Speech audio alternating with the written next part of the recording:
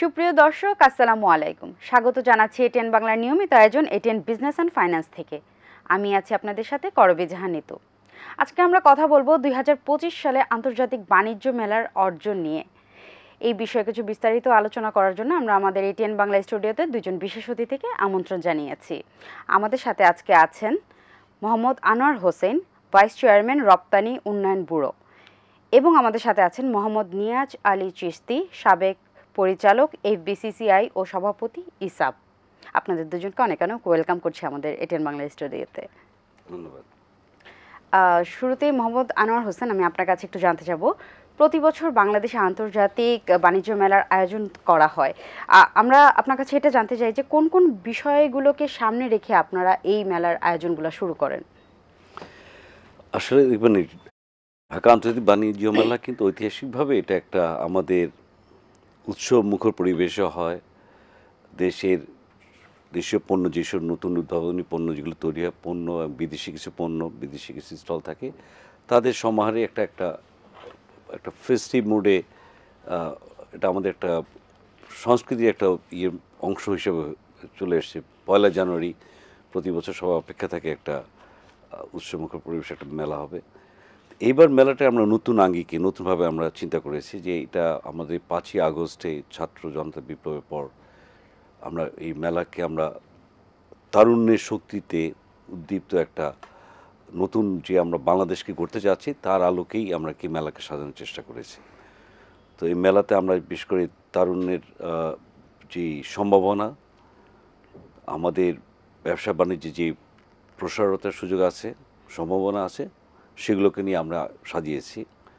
যদি বলেন, আমরা এই বছর বর্ষপণ্য হিসাবে ফার্নিচারকে আমরা ঘোষণা করা হয়েছে। আমাদের আমাদের চিফ অ্যাডভাইজার মহোদয় এটা ঘোষণা করেছেন। তো আমরা সেই আলোকে এবার মেলার পাশাপাশি কিছু সাইডলাইন ইভেন্ট করেছি, যেখানে ফার্নিচারকে নিয়ে আমরা সেমিনার করেছি। আমরা ধরেন আমরা 36 চত্বর, জুলাই চত্বর, ইয়ুথ প্যাভিলিয়ন, এগুলো আমরা আমাদের তরুণদেরকে সামনে রেখে আমরা এগুলো সাজিয়েছি, যে তরুণরা আমাদের এই যে তাদের যে সক্ষমতা, তাদের যে উদ্ভাবনী শক্তি আছে, সেটাকে তারা যেন এর দেখে আরও একটু উজ্জীবিত হন, এবং আমরা তরুণদেরকে একটা নতুন উদ্যোক্তা হিসাবে, নতুন উদ্যোক্তা শ্রেণী হিসাবে সামনের দিনগুলোতে দেখতে চাই। সেই আলোকে আমরা এই মেলায়, যেমন প্রতি বছর একটা স্বাভাবিকভাবে যেটা একটা কনজিউমার ফেয়ার মতো হয়ে গেছে আমাদের এটা মেলাটা, বাস্তবতা আমি একটু আলাপ করছিলাম চিশতি ভাইয়ের সঙ্গে, আলাপ শুরুতেই বলছিল এটা একটা, আসলে তো আন্তর্জাতিক বলছেন কিন্তু এটা একটা লোকাল ফেয়ারের মতো হয়ে যাচ্ছে। আমরা এবার একটু নতুনভাবে চেষ্টা করেছি। আমরা একটা হল এ, যদি আপনার হল এ এবং হল বি দুটো হলে ফুললি পুরোটাই আমরা একটা সোর্সিং স্পেস হিসাবে আমরা অর্গানাইজ করেছি। এবার প্রথমবার মতো আমরা আমাদের যে রপ্তানি খাতগুলো সেগুলোকে আমরা নিয়ে এসেছি, বিশেষ করে যেমন পোশাক, ইভেন বিজিএমএ, বিকেএমএ, তারপর আপনার ফুটওয়্যার, লেদার অ্যান্ড ফুটওয়্যার, তাদেরও আমরা স্টল প্যাভিলিয়ন আমরা করেছি, বরাদ্দ করেছি। তারা এখানে আমাদের এসে শুধু ডিসপ্লে করছেন। আমাদের চা সম্ভাবনার জায়গা বিটিএম, আমাদের মেশিন টুলস ফ্যাক্টরি, তার বেশ কিছু প্রোডাক্ট, নতুন নতুন প্রোডাক্ট নিয়ে এসেছেন, সেগুলো আমরা তুলে ধরেছি। তারপর আমাদের এখানে এই হলেতে ছিল ফার্নিচার শুধু, যেখানে কোনো বিক্রি না, শুধু তাদের ডিসপ্লে করেছে। সে ফার্নিচার আমাদের একটা ঢাকা, আমাদের দেশে একটা বড় বাজার। তারপর আছে ইলেকট্রনিক্স, হোম অ্যাপ্লায়েন্স, এগুলো আমরা কিন্তু এখানে বিক্রি না, এখানে শুধু তাদের ডিসপ্লে করেছেন, যাতে করে আমাদের এখানে এবার অন্যান্য বার তুলনায় আমরা এবার যেটা দেখেছি, বিদেশিদের অনেক সমাগম হয়েছে, এবং 60টা দেশের 11টি স্টল, বিদেশি স্টল ছিল অফিসিয়ালি, এটা অন্যান্য বার তুলনায় অনেক বেশি। এছাড়া আমরা মেলাতে ধরেন আপনার টেকনোলজির ছোঁয়া আনার চেষ্টা করেছি। আমাদের অন্যান্যবার যেভাবে ছিল তার সাথে নতুনভাবে আমরা যেটা করেছি, যে ঢোকার সময় আমরা টিকিটের ব্যবস্থা করেছি, ইলেকট্রনিক টিকিট, এবং যাতে আমাদের যারা দর্শনার্থী তাদের জন্য সহজ হয়, এবং একটু খুব ভালো ফল দিয়েছে। এছাড়া আমি আলোচনার মধ্যে বলবো আরও অন্যান্য অনেক নতুন নতুন জিনিস সংযোজন করা হয়েছে। ধন্যবাদ আপনাকে।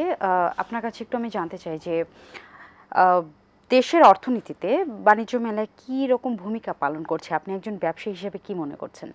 মেলাটা আমাদের যতটুকু আমি জানি যে আপনার 1995 সাল থেকে আমাদের আন্তর্জাতিক বাণিজ্য মেলাটা শুরু হয়। এরপর থেকে আজকে 2025 সালে আমরা যেটা জানুয়ারিতে শুরু করলাম, দীর্ঘ প্রায় 30 বছর অতিবাহিত হয়েছে। তো সেই মেলাটা থেকে আমাদের যে প্রাপ্তি, ব্যবসায়িক হিসেবে আমি বলতে পারি যে আমাদের প্রাপ্তির কোটা আহ, মানে খুব একেবারেই বেশি না, একেবারেই বেশি না। আন্তর্জাতিক মেলাগুলো আপনার অন্যান্য দেশে যেভাবে হয়ে থাকে তার আমি মনে করি যে খুব একটা ছোঁয়া আমাদের আন্তর্জাতিক বাণিজ্য মেলার মধ্যে নেই।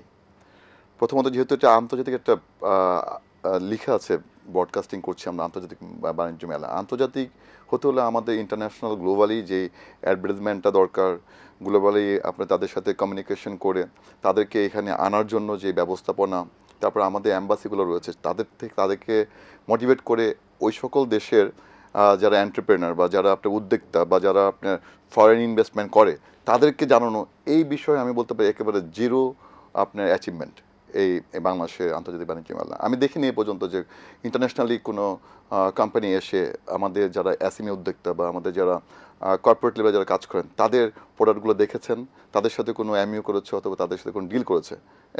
ভাই যথার্থই বলেছেন, হয়তো 7টা কোম্পানি এসছে বিদেশ থেকে, এটা খুবই নগণ্য।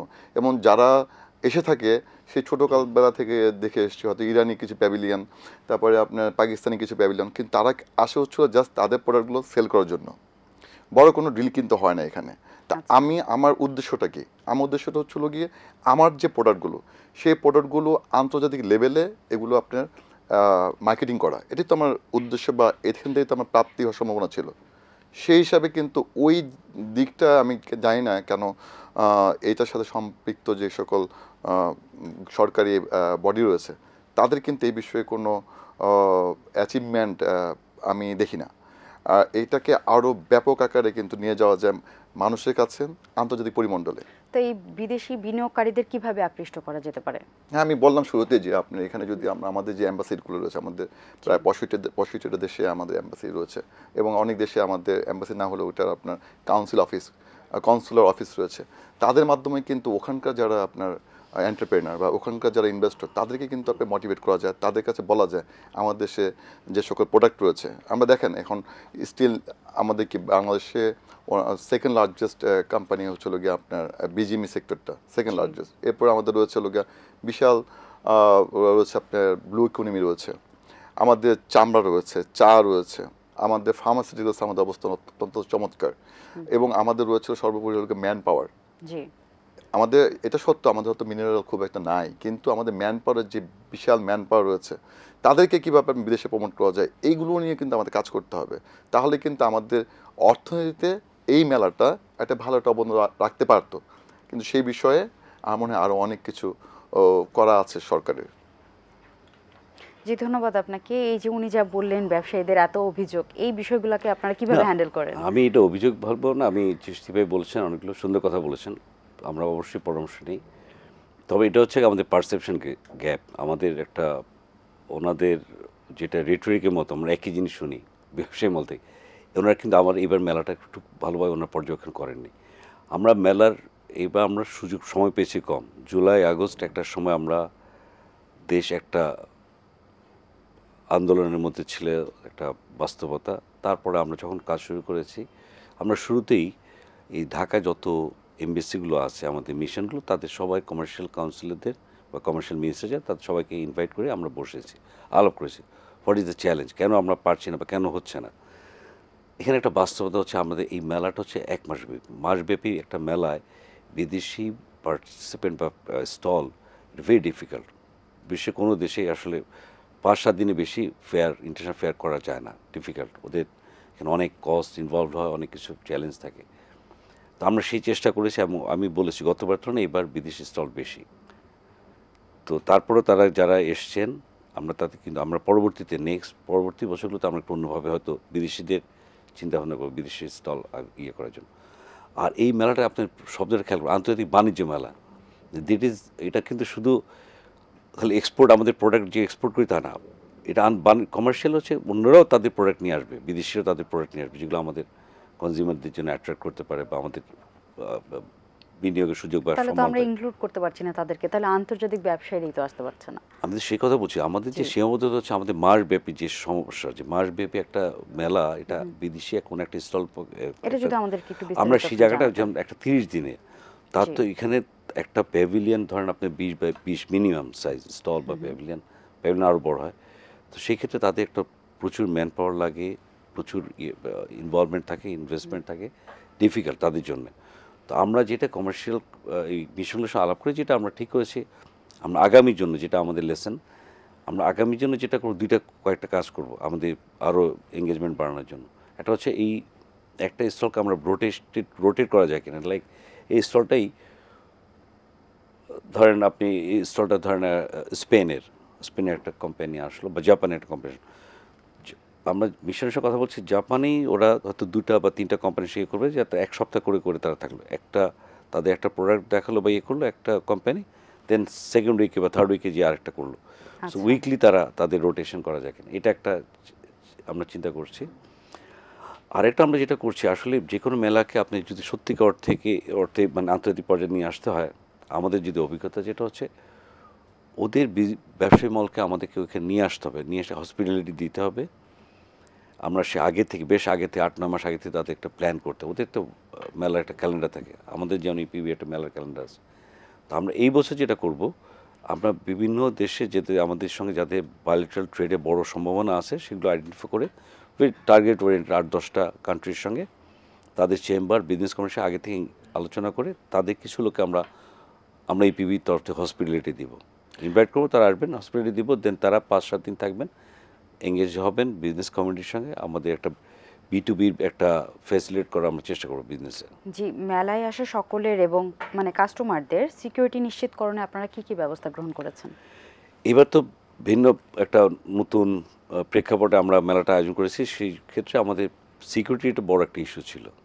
এই জন্য আমরা যেটা করেছি, এবার আমরা ইলেকট্রনিক টিকেটের মাধ্যমে খুব সিকিউরিটির একটা নিশ্চিত সিকিউরিটি ব্যবস্থা করেছি। বিভিন্ন সিকিউরিটি এজেন্সি যারা ছিল, বিশেষ করে সরকারের সব এজেন্সির সঙ্গে আমরা এঙ্গেজ করে তারা আছেন, স্থানীয় পুলিশ, আর্মি, বিডিআর, তারপর আপনি NSI, এর বাইরেও আমাদের নিজস্ব একটা প্রাইভেট সিকিউরিটি ফোর্স আমরা এঙ্গেজ করেছি।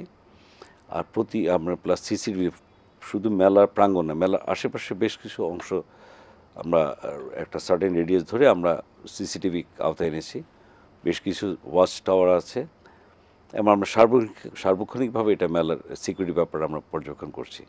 এই যে মেলায় যে টিকেটের প্রাইসটা, এটা আপনারা কিভাবে নির্ধারণ করে থাকেন? মেলার টিকিট এটা ধরুন গতবার ছিল 50 টাকায় যারা প্রাপ্তবয়স্ক, এবারও 50 টাকা রাখা হয়েছে, আর শিশুদের জন্য 25 টাকা এইভাবে। আমরা যেহেতু টিকিট আমরা অনেক কিছু বেড়েছি, কিন্তু আমরা মেলাতে আসলে টিকিট শুধু না, স্টলে যেই আপনার কস্ট বা আমরা যে চার্জ করি সেগুলো সব একই রাখা হয়েছে। স্টলের কস্টগুলো গতবার যা ছিল তাই একই, এক্স্যাক্টলি একই, আমরা বাড়াইনি, বড় কিছু যা কমানোর চেষ্টা করেছি, যাতে আমরা চাইছি পার্টিসিপেশন। আমাদের ইপিবি অবজেক্টিভ হচ্ছে প্রমোট করা। এই প্রমোশন, এই বাণিজ্য মেলার প্রমোশন কিন্তু নট অনলি এক্সপোর্ট, এটা এক্সপোর্টে কিন্তু প্রমোশন না, এটা আমাদের ডোমেস্টিক যেসব লোকাল প্রোডাক্টগুলো হয় সেগুলো কিন্তু এখনই তারা এক্সপোর্ট করছে তা না, কিন্তু তারা এক্সপোর্ট করার মতো অবস্থা যেতে পারবে এরকম প্রোডাক্ট আপনি যদি যান। বেশ কিছু কিচেনওয়্যার, হোম অ্যাপ্লায়েন্স, নতুন হোম অ্যাপ্লায়েন্স নিয়ে এসছে, ভেরি ইনোভেটিভ প্রোডাক্ট তারা নিয়ে এসছে। তো এগুলো হয়তো ইমিডিয়েটলি এখন এক্সপোর্ট হচ্ছে না, বাট এগুলো এক্সপোর্ট হওয়ার মতো তাদের একটা সম্ভাবনা আছে। এটা কিন্তু তাদের একটা বড় সুযোগ, তাদের প্রোডাক্টটা তাদের কনজিউমার কাছে তুলে ধরা।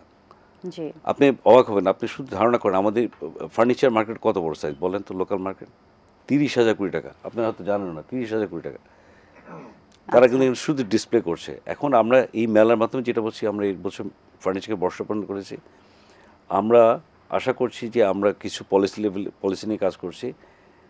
ভিয়েতনামের almost $2.5 billion local market furniture, কিন্তু তারা এক্সপোর্ট করে $17 বিলিয়ন, 70 মিলিয়ন, 60, খেয়াল করেন। আর আমরা অনলি এক্সপোর্ট করি 60 মিলিয়ন। তখন আমরা বসলাম কেন আমরা পারছি না, তা আমাদের কিছু পলিসি ইস্যুজ আছে, সেটা নিয়ে আমরা এই মেলার মধ্যে আমরা সাইডলাইন ইভেন্ট আপনি বলেছি, সেমিনার করেছি, এবং এটা নিয়ে ভেরি ডিটেলে কাজ করছি, NBR সঙ্গে আমরা বসেছি। তো এটা হচ্ছে মেলার একটা বড় প্রাপ্তি। আপনি একটা নতুন সেক্টর তৈরি, যদি হোম অ্যাপ্লায়েন্সগুলো দেখেন আপনি, এবার নতুন আপনার যে দেখেন বিউটিফুল হোম অ্যাপ্লায়েন্স, যেগুলো খুব সহজেই বাইরে গেলে খুব ভালো একটা ইয়েতে করতে পারবে, তার ভালো মার্কেট নিতে পারবে।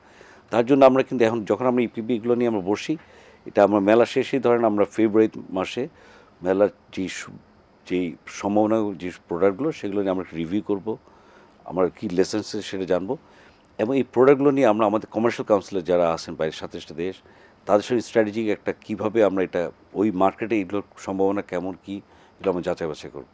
আরেকটা বলি, আমি শুধু কমার্শিয়াল কাউন্সিল আমাদের এখানে না, জি আমাদের বাইরের 27 কমার্শিয়াল কাউন্সিল যারা আছেন তাদের সঙ্গে আমরা ভেরি ইন্টেন্সিভলি কাজ করে আমরা কিন্তু এই মেলাকে প্রমোট করার চেষ্টা করছি, কিন্তু সার্টেন লিমিটেশন আছে বাস্তবে। জি মোহাম্মদ নিয়াজ আলী চিশতি, আপনার কাছে একটু জানতে চাই, উনি যে বললেন এক্সপোর্টের কথা, এটার সাথে আপনি কতটুকু একমত প্রকাশ করবেন যে রপ্তানিতে বাণিজ্য মেলায় ভূমিকাটা কেমন এক্সপোর্টের বিষয়ে? যথার্থ বলছেন উনি, রপ্তানিতে বিশাল একটা ভূমিকা পালন করার কথা, আমি ওনার সাথে একমত। পাশাপাশি এক্সপোর্ট বাড়ানোর জন্য ও যে রকম ইনিশিয়েটিভ নেওয়া দরকার সেই রকম ইনিশিয়েটিভ একটা প্ল্যান, বছরব্যাপী একটা প্ল্যান করা উচিত ছিল। এখন একটা যারা বায়ার বা যারা আপনার ক্রেতা যারা, তারা এসে দেখে একটা প্রোডাক্ট পছন্দ করবে, এর পরবর্তীতে আপনি ম্যানুফ্যাকচার যে আছে তার সাথে B2B একটা ডিসকাশন করবে, প্রাইসিং, এই সকল বিষয় রয়েছে। আমি দেখেছি যে মেলা প্রাঙ্গণে কিন্তু এরকম কোনো ব্যবস্থা নাই। যেটা হচ্ছে সাধারণত গ্রাম অঞ্চলে, যেটা দেখে থাকি বিভিন্ন ডিস্ট্রিক্ট পর্যায়ে যে সকল মেলা হয়ে থাকে, সেই মেলার একটা বড় একটা রূপ হয়তো এই আন্তর্জাতিক বাণিজ্য মেলাটা ব্যাপ্তি লাভ করেছে।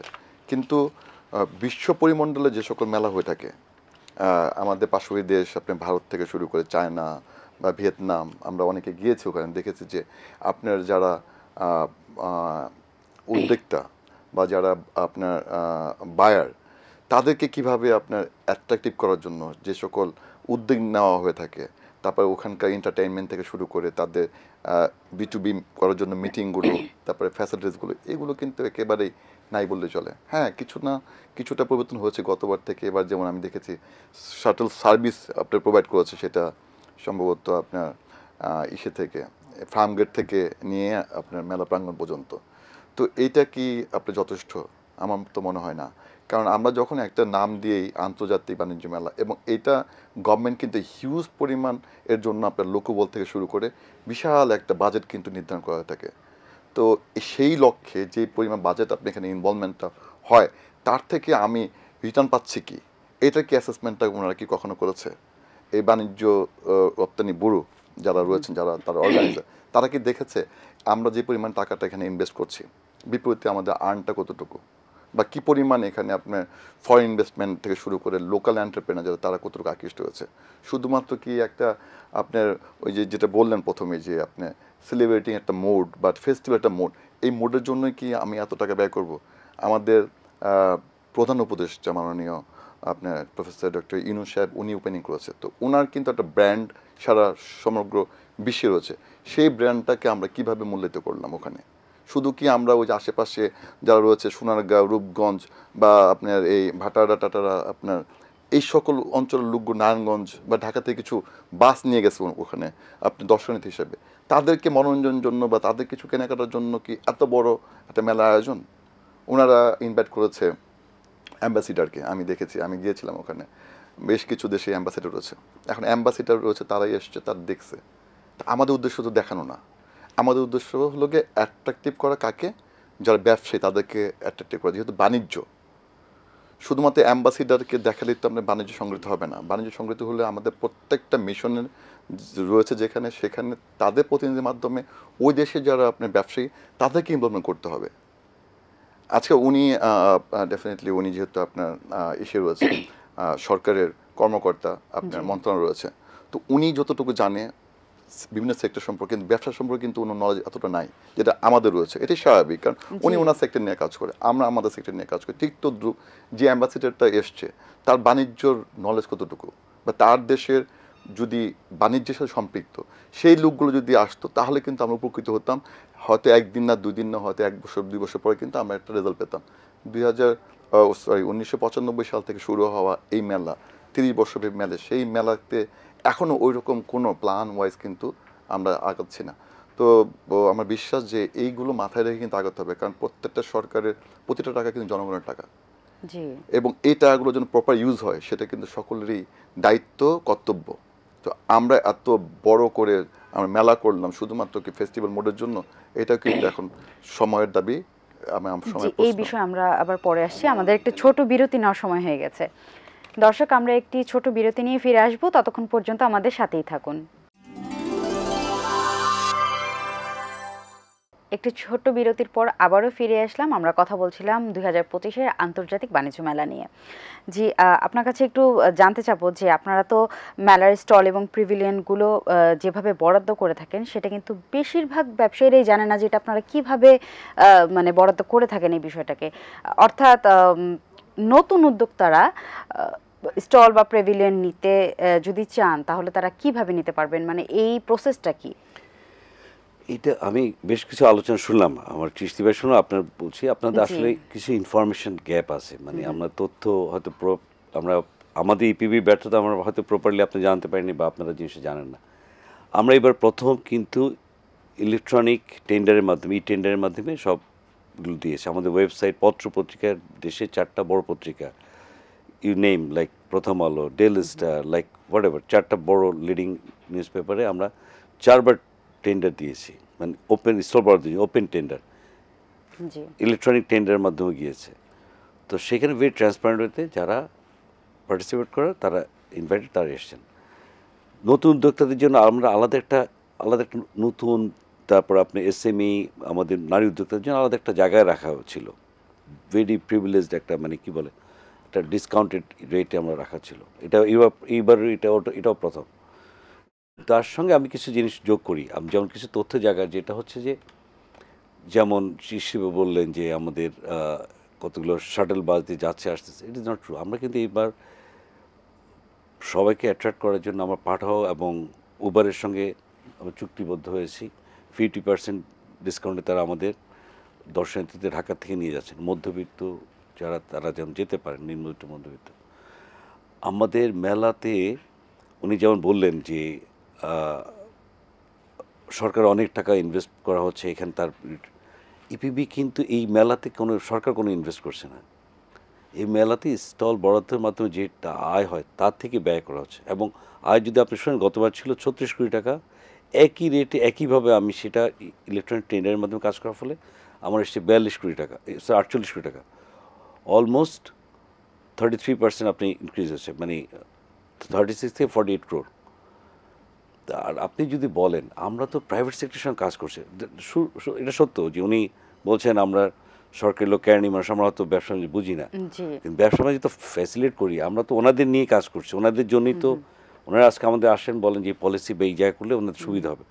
আমরা সেইভাবে তো আজকে এই যে আপনি বলেন গার্মেন্ট বলেন, আপনি লেদার বলেন, সব কিন্তু ইপিবির সাপোর্টে আমরা বাইরে যেসব মেলাগুলো পার্টিসিপেট করে তাদের প্রোডাক্টগুলো তুলে ধরেছি।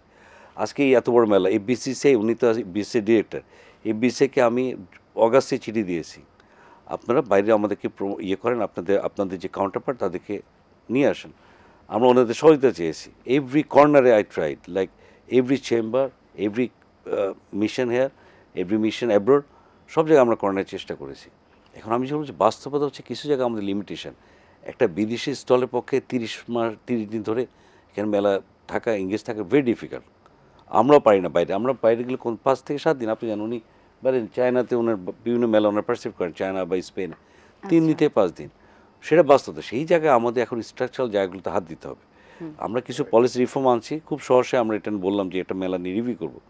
তবে আমি একটু অ্যাসিওর করতে চাই, এই যে ইপিবি মেলাটার মাধ্যমে অনেক নতুন কিন্তু দেশীয় পণ্য বিদেশি মানে বাজারে যাবার মতো অবস্থায় তারা গুণগত মান পরিবর্তন করে আমাদের সামনে আসেন, আমরা তাদেরকে প্রমোট করি।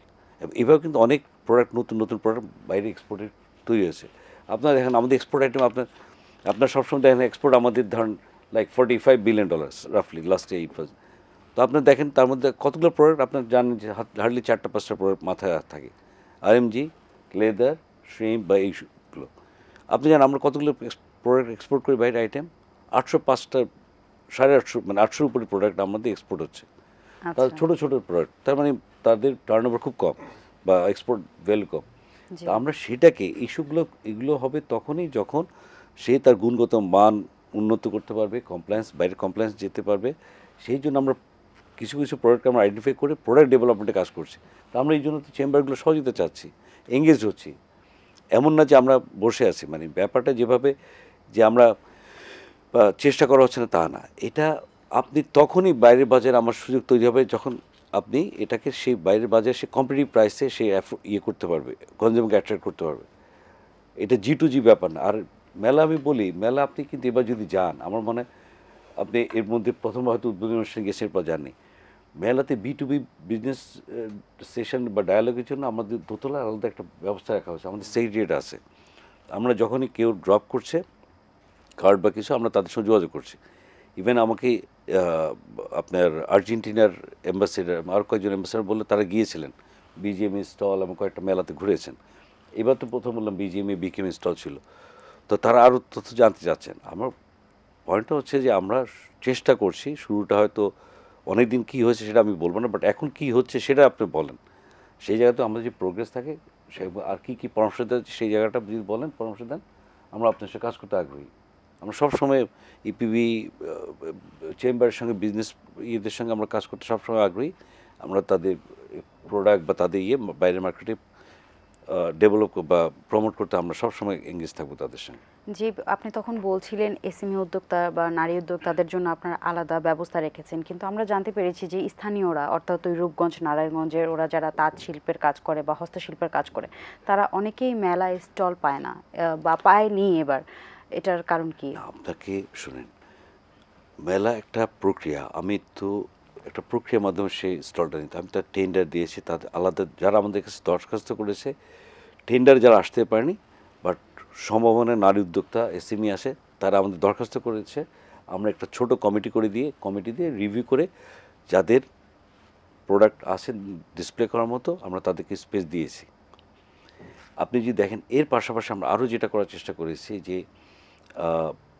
যাতে তারা মানে আরও আগ্রহী হয়। মানে আপনি মেলা আবার হয়তো ভাবলেন আমরা উৎসবমুখ পরিবেশটাকে আমরা মেলার এটা মনে, এবার কিন্তু আমরা একটা উন্মুক্ত সাংস্কৃতিক অনুষ্ঠান আয়োজন করেছি শুক্রবার শনিবার। আমরা এটা চিন্তাভাবনা ছিল এরকম যে যারা তাদের নতুন প্রোডাক্ট নিয়ে আসবে, তারা ওই প্রোডাক্ট এখানে লঞ্চ করবে, একটা সাংস্কৃতিক আয়োজন থাকবে।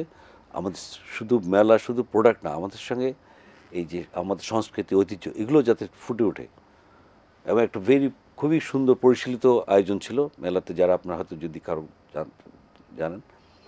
তো আমরা সেই জায়গাগুলো সব জায়গাতে চেষ্টা করেছি, অনেকগুলো জায়গাতে কাজ করার। ইভেন আমরা এবার মেলাতে নতুন একটা জিনিস করেছি, এটা আপনার হয়তো বলা হয়নি, যেমন আমাদের অনেক রোগী বিদেশে যাচ্ছেন, এটা কিন্তু এক সেন্সে আমাদের অনেক বৈদেশিক অর্থ বৈদেশিক মুদ্রা বাইরে চলে যাচ্ছে।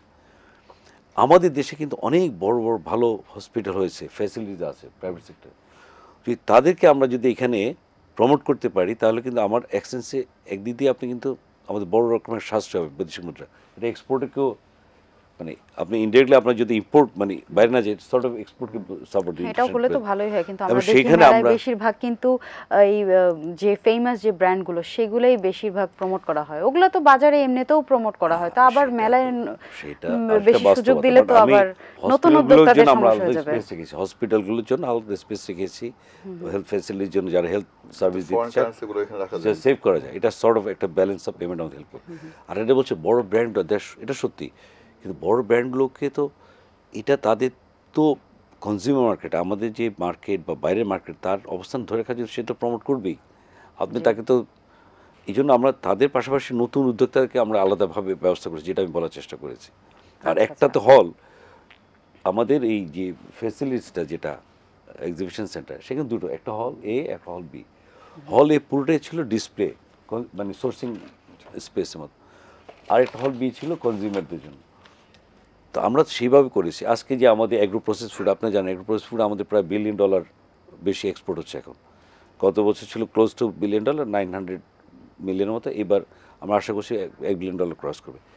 এই যে আমাদের জুস, বিভিন্ন বিস্কিট এগুলো মেলাতে তারা প্রতি বছর তার নতুন নতুন প্রোডাক্ট নিয়ে আসছে, এটা তো তাদের এক্সপোর্টকে সাপোর্ট করছে। জি, আপনার কাছে যদি একটু জানতে চাই যে এই যে বাংলাদেশের অর্থনীতিতে আরও বেশি ভূমিকা পালনের জন্য বাণিজ্য মেলায় কী কী পরিবর্তন এবং পরিবর্ধন আনা জরুরি বলে আপনি মনে করেন? আমাদের টোটাল যে রেভিনিউ, জি, আপনার এটা হচ্ছে গিয়ে অলমোস্ট আপনার $90 বিলিয়ন। তো এর মধ্যে আপনার $65 বিলিয়ন আসে হচ্ছিল গিয়ে আপনার এক্সপোর্ট থেকে। জি, আর বাকি যেগুলো আপনার 25 to 27 বিলিয়ন আসে হচ্ছিল গিয়ে আমাদের যারা ম্যান পাওয়ার বা আমাদের কি বলে এটাকে আপনার বিদেশ থেকে যে টাকাটা আমরা আসে এই পথে বৈধ পথে রেমিটেন্স ফরেন রেমিটেন্স, তো এই হচ্ছে $90 বিলিয়ন ইকোনমি। তো এখানে দেখেন এই $60 বিলিয়ন মধ্যে কিন্তু $45 বিলিয়ন আসে হচ্ছে R&B সেক্টর থেকে, জি, গার্মেন্টস গার্মেন্টস সেক্টর থেকে। তো আমাদের যেটা ভাই বললেন একটু আগে, আমাদের প্রায় 800 প্রোডাক্ট আপনার এক্সপোর্ট হয়ে থাকে। রাইট। তো এই যে প্রোডাক্ট এক্সপোর্ট, এটা সংখ্যা এবার মানে ভাবতেই দেখলে বোঝা যায় যে কতটুকু তাদের কন্ট্রিবিউশন। যেখানে $60 বিলিয়ন টোটাল এক্সপোর্ট হয়, এর মধ্যে $45 বিলিয়ন চলে যায় হচ্ছিল গার্মেন্টসে। এরপর টেক্সটাইল একটা বড় একটা মার্কেট, এটাও প্রায় আপনার $3 to $4 বিলিয়ন টেক্সটাইল থেকে আসে। এরপর আসে আইটি সেক্টর থেকে, তারপর আসে হচ্ছিল গিয়ে আপনার ফার্মাসিউটিক্যালস থেকে। তো আর বাদ বাকি যে সকল পণ্য সেটা খুবই মিনিমাম পরিমাণ এক্সপোর্ট, হয়তো বা কোনোটা হয়তো আপনার $50,000 ইভেন বা $100,000 এরকম হয়। তো আমাদের যে সারা ওয়ার্ল্ডে যে বড় মার্কেট, সেই মার্কেটের ওখানে কন্ট্রিবিউশন খুবই নগণ্য। আমার মনে হয় এখানে আপনি যেটা বললেন বাণিজ্য মন্ত্রণালয়ে যারা আপনার করে থাকে এবং এটার সাথে সংশ্লিষ্ট যারা রয়েছেন তাদের একটা কিন্তু বড় একটা আপনার প্ল্যান নিয়ে যদি এগুতে পারে, তাহলে কিন্তু আমাদের এই ইকোনমি কিন্তু অনেক ডেভেলাপ করা সম্ভব। একটা R&D কেমন কি আছে কিনা পরিকল্পনা হতে মনে পারে? করেন আমরা দেখি পাশে যে সকল দেশে মেলা হয়ে থাকে বা বিশ্বে এখনকার যে মেলার পরিবেশ বা তারা কিভাবে আপনি মেলা করে থাকে, তারা আপনার যারা বায়ার বা যারা আপনার মেলাতে যারা আসে তাদের কি রকম তাদের চাওয়া, ওইভাবে যদি আমরা এটার অবয়বটা গঠন করতে পারি, পাশাপাশি কি প্রোডাক্টগুলো আমরা এখানে ডিসপ্লে করব, যেগুলো কিন্তু আন্তর্জাতিক বাজারে এগুলো আপনার তার থেকে অ্যাট্রাকটিভ করবে। আপনারা তো শুধু ব্যবসায়ীদের কথা বলছেন, ক্রেতাদের জন্য আপনারা কি করতে চান? হ্যাঁ, আমরা যখন যে আসবে ক্রেতাই তো আপনি এটা দেখে আপনি এখান থেকে লুফে নেবে তার তার যে চাহিদা অনুযায়ী প্রোডাক্টটা। আগে তো আপনাকে সেট করতে হবে আমি মার্কেট, আমি কাদের কাছে অ্যাড্রেস করব, আমি কোন দেশে পণ্যটা, আমি কোন দেশ এই পণ্যটার জন্য আপনার আগ্রহী, আমাদের ওইটা সেট করতে হবে। দুইটা ভাগে ভাগ করতে হবে, একটা হচ্ছে গিয়ে আমরা টার্গেট অফ কাস্টমার, তাদেরকে টার্গেট করবো, পাশাপাশি আর টার্গেট অফ ম্যানুফ্যাকচারার, ওই প্রোডাক্টটা আপনি ম্যানুফ্যাকচারিং করার জন্য আমাদের এখানে টার্গেট অফ ম্যানুফ্যাকচারার সিলেক্ট করতে হবে। তাদের থেকে বা R&Dর মাধ্যমে যেন প্রোডাক্টের গুণগত মান ওই দেশের বা ওই বায়ারের যেন স্যাটিসফ্যাক্টরি 100% আসে, ওইভাবে তৈরি করে তারপর ডিসপ্লে করলে, এবং যেটা বললেন 1 মাস ব্যাপী আসা, সত্যিকার অর্থে হ্যাঁ ইটস ভেরি ট্রু যে 1 মাস ব্যাপী কোথাও আন্তর্জাতিক কোনো মেলা হয় না বা এক্সপো হয় না, এটা সর্বোচ্চ হয়তো 7 দিন হতে পারে। এটা মনে হয় গভর্নমেন্টের পলিসি লেভেলে এখন সময় এসছে এটাকে 1 মাস আপনি দেশীয় পণ্যগুলো আপনি বিক্রি করুক মাসব্যাপী, সমস্যা নেই দেশে কাস্টমারদের জন্য, কিন্তু গ্লোবালি যদি করতে হয় সেই ক্ষেত্রে এটাকে একটা ভাগ করে যে হ্যাঁ ইন্টারন্যাশনাল ফেয়ার থাকবে 7 দিন, 1 থেকে 7 দিন, এরপর হলো গিয়ে বাণিজ্য মেলা দুইটা ভাগে ভাগ করা যায় কিনা, একটা ইন্টারন্যাশনালি, একটা হচ্ছে লোকালি। তাহলে কিন্তু আমরা যেটা বললেন আমরা বিদেশিদেরকে আকৃষ্ট করতে পারবো, এবং যখন তারা আকৃষ্ট হবে আমাদের এখানকার যারা ম্যানুফ্যাকচারার তাদেরকেও আমরা R&Dর মাধ্যমে তাদের গুণগত মানসম্পন্ন প্রোডাক্টগুলো আমরা ডিসপ্লে করতে পারবো, যেখানে অনেক সুযোগ সম্ভাবনা থাকবে। একদম এসএমইতে যারা আছে, যারা কুটির শিল্প করে, এখানে বিশাল বড় মার্কেট আছে কুটির শিল্পে সারা ওয়ার্ল্ডে। আপনার এই যে পাটের বিশাল বড় একটা মার্কেট, বর্তমানে পাটটা কি করছে, আমরা র পাট বিক্রি করে দিচ্ছি দেশের বাইরে, তারা কিন্তু একটা পাটের একটা জ্যাকেটের দাম আপনার এমনও জ্যাকেট রয়েছে আপনার $500 to $1,000। তো সেইখানে পাটের ওয়েট কতটুকু, সেখানে হয়তো আধা কেজি বা আপনার 40 গ্রাম 400 গ্রাম পাট হয়তো আছে, আর যেটা বাজার মূল্য হচ্ছে গিয়ে 200 থেকে 300 টাকা আমরা সেল করি, কিন্তু সেটা ওরা নিয়ে যাচ্ছে হলো গিয়া $400 to $500। তো আমার মনে হয় সেখানে কাজ করার সুযোগ আছে যদি আমরা এই ক্ষেত্রগুলোতে কনসেন্ট্রেট করি এবং তাদেরকে ওইভাবে তৈরি করে আমরা যদি মেলাতে ডিসপ্লে করি, এবং পাশাপাশি বিদেশে যারা রয়েছেন ক্রেতা তাদেরকে ওইভাবে ইনভাইট করতে হবে কি আমাদের মিশনের মাধ্যমে, আমাদের মিশনে যারা কর্তা ব্যক্তি রয়েছেন তাদের মাধ্যমে, ওখানকার যারা লোকাল ব্যবসায়ী রয়েছে তাদেরকে ইনভাইট করতে হবে, তাদেরকে ফেস্টুন ব্যানার বা আপনি বিভিন্ন অ্যাডভার্টাইজমেন্ট বা আপনি ইলেকট্রনিক্স ইসের মাধ্যমে, প্রচারের মাধ্যমে তাদেরকে যদি আনতে পারি তাহলে কিন্তু আমাদের সম্ভাবনা বাড়বে, পাশাপাশি আমাদের ইকোনমিতে বিশাল একটা ইকোনমিক ডেভেলপমেন্টে একটা কার্যকর ভূমিকা পালন করতে পারবে। জি, ধন্যবাদ আপনাকে। আপনার কাছে একটু ছোট করে জানতে চাবো আপনাদের ভবিষ্যৎ পরিকল্পনা কি এই সকল দর্শনার্থীদের এবং ক্রেতাদের ঘিরে? না দেখেন, দুটো বিষয়। একটা বিষয় হচ্ছে এটা আমাদের একটা সংস্কৃতি ঐতিহ্যের সঙ্গে আমরা ডিএটিএফ, ঢাকা ইন্টারন্যাশনাল ট্রেড ফেয়ার। আরেকটা যেটা আমরা সোর্সিং, যেটা আলটিমেটলি আমাদের যে পোটেনশিয়াল প্রোডাক্ট বা আমাদের যেসব জিনিসগুলো তারা বাইরে এক্সপোর্টের সম্ভাবনা আছে সেগুলোকে আমরা ডিসপ্লে করার জন্য এবার শুরু করেছি। এটাকে আরও স্কেল আপ করবো আর সামনে বাড়াবো। এই মেলা বিদেশিদের যারা বিজনেস ব্যবসায়ী মহল এবং বিনিয়োগকারী তাদের আনার জন্য ভিন্নভাবে আমাদের আয়োজন ব্যবস্থা করতে হবে। একটা জায়গায় হয়তো আমাদেরকে জিনিসটা করতে হতে পারে এমনভাবে, হয়তো আমাদের মেলা একটা আর একটা সোর্সিং ফেয়ার, পিওরলি সোর্সিং, ওইখানে আমাদের শুধু এক্সপোর্ট আইটেমগুলো ডিসপ্লে হলো, এটা আলাদাভাবে করতে হবে। বাট একই মেলার ভিতরে দুইভাবে করা যাবে না। বাট আমরা এখন এটা যে করছি, এটা ব্লেন্ড করছি। এটা দুটা উদ্দেশ্য, এটা শুধু যে এখানে বিদেশে আসবে তা না, বিদেশে না আসলে আমাদের দেশে যে নতুন উদ্যোক্তা, আজকে উনি যেটা বললেন যে 200 বা 500 টাকার একটা জিনিস ভ্যালু এডিশন আমাদের $500 হয়ে যাচ্ছে। Why don't you show us? আপনি আমাদের দেখান বিজনেস, এটা তো আপনারাই করবেন, আমি তো করবো না, ব্যবসায়ী মহল চেম্বার আছে, আপনি করে আমাদের দেন, আমরা এখানে ডিসপ্লে করি। এটা নতুন উদ্যোক্তাদের জন্য বড় একটা অনুপ্রেরণার বিষয় থাকবে, আমাদের জন্য সুযোগ থাকবে কাজ করার। আমরা তো এগুলো পাচ্ছি না। আজকে 800 প্রোডাক্ট বেশি এক্সপোর্ট হচ্ছে। এগুলোকে আমরা যেগুলো প্রোডাক্টগুলো যে মার্কেটের সম্ভাবনা আছে এগুলোকে আমরা আস্তে আস্তে চিহ্নিত করে চেষ্টা করছি কাজ করার জন্য। ব্যবসায়ী মহলকে নিয়ে যে আমরা বাইরে বিভিন্ন মেলাতে সাবসিডাইজ দিয়েতে আমরা তাদেরকে পার্টিসিপেট সুযোগ করে দিচ্ছি। তো আমরা সামনে যেটা আমাদের ভবিষ্যৎ পরিকল্পনা সেটা হচ্ছে মেলা শুধু এক্সপোর্ট বাড়ানোর জন্য বা যেটা যদি রপ্তানির লক্ষ্যমাত্রা অর্জন প্লাস আর একটু এগিয়ে যেতে চাই, কয়েকটা বড় কাজ করতে হবে। এটা হচ্ছে রপ্তানি বহুমুখীর জন্যে, বহুমুখীকরণের জন্য যেমন প্রোডাক্টের ডাইভার্সিফিকেশন আনতে হবে, সে মার্কেট ডাইভার্সিফিকেশন আনতে হবে।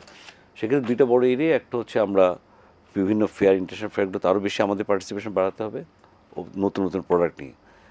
আরেকটা হচ্ছে আমাদের আরএমজি সেক্টরে, যেটা উনি বললেন অলমোস্ট 80%, 82% হচ্ছে কন্ট্রিবিউশন আরএমজির যে এক্সপোর্টে, সেই আরএমজি সেক্টরের ভিতরে ডাইভার্সিফিকেশন সুযোগ আছে। আমরা মূলত এখন কটন বেসড করি, সেখান থেকে আমরা ট্রানজিশন যে ট্রান্সফর্ম করতে হবে নন কটনে, বাট একটা নতুন জায়গায় যেতে হবে।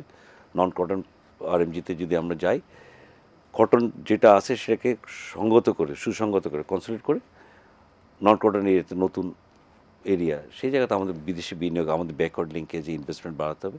সেটা নিয়ে আরএমজি সেক্টর বিজিএমএ কাজ করছে। আমি বিজিএমইরও সঙ্গে সম্পৃক্ত যে প্রশাসক হিসাবে তাদের সঙ্গে কাজ করছি। সেই জায়গাতেও তারা গ্রিন কী বলে কমপ্লায়েন্ট এবং ইন্টারন্যাশনাল যেসব স্ট্যান্ডার্ডগুলো সেগুলো কমপ্লাই করে তারা নতুন নতুন পণ্যগুলো আনার চেষ্টা করছেন, ব্যাকওয়ার্ড লিঙ্কেজ আরও শক্তিশালী করার চেষ্টা করছেন, নন কটন এরিয়াতে ঢোকার চেষ্টা করছেন। তো অনেক সম্ভাবনা আছে সামনে, আমরা একসঙ্গে কাজ করতে চাই। জি, ধন্যবাদ আপনাকে, ধন্যবাদ আপনাদের দুজনকে আপনাদের মূল্যবান সময় আমাদের এটিএন বাংলা স্টুডিওতে দেওয়ার জন্য। ছোট করে একটা কথা বলি ফাইনালি, যে আপনার লাস্ট যে মেলাটা আমাদের হলো 2025 সালের 1 জানুয়ারি, তখন আমাদের মাননীয় প্রধান উপদেষ্টা বলেছিলেন যে আমরা ঘরে ঘরে উদ্যোক্তা বানাবো।